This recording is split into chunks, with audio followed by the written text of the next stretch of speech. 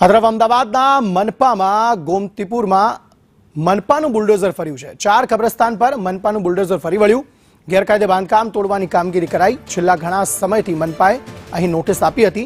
ગેરકાયદે બાંધકામ ખાલી કરવા માટે નોટિસ અપાઈને આજે 4 કબ્રસ્તાન પર મનપાનું બુલડોઝર ફર્યું છે। આ ઉપરાંત 45 રહેણાંક મકાન 117 કોમર્શિયલ બાંધકામો દૂર કરવામાં આવ્યા છે। ગોમતીપુરના કેટલાક વિસ્તાર કે જ્યાં દબાણ રસ્તાની વચ્ચોવચ્ચ આવી ગયું હતું, એ જે દબાણ છે, એ જે ગેરકાયદે બાંધકામ છે, છેલ્લા ઘણા સમયથી મનપાએ એ બાંધકામ મામલે નોટિસ આપી હતી।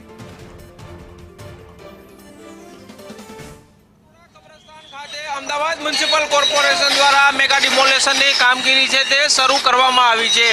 મહત્વનું છે કે ફરી એક વખત મનપાનું બુલડોઝર ગેરકાયદેસર બાંધકામો પર ફર્યું છે।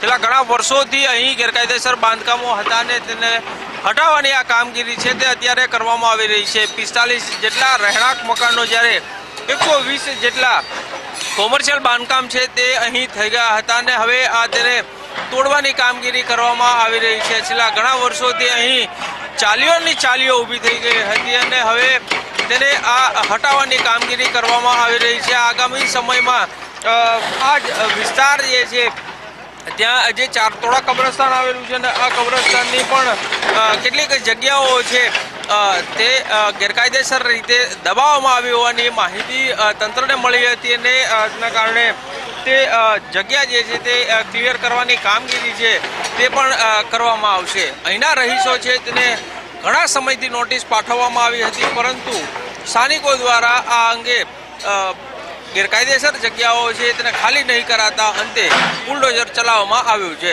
કેમેરામેન ઉપેન્દ્ર ત્રિવેદી સાથે કશ્યપ જોશી, સંદેશ ન્યૂઝ, અમદાવાદ।